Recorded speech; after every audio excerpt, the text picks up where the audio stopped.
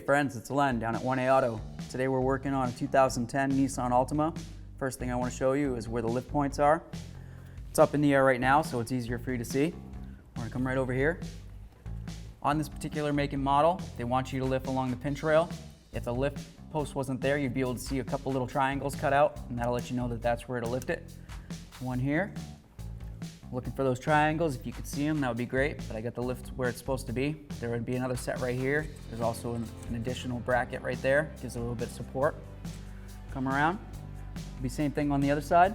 You get the additional bracket for support. It's right on the pinch rail. You don't want to go on the plastic right there. That won't support your vehicle. You don't want to go on the gas tank.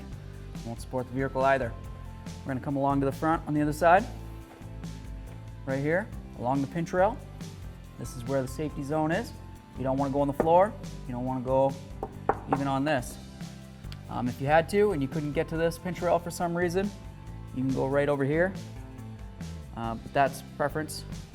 But I would definitely just go with the manufacturer's specified lift points. Right here, over there, boom, boom, as shown.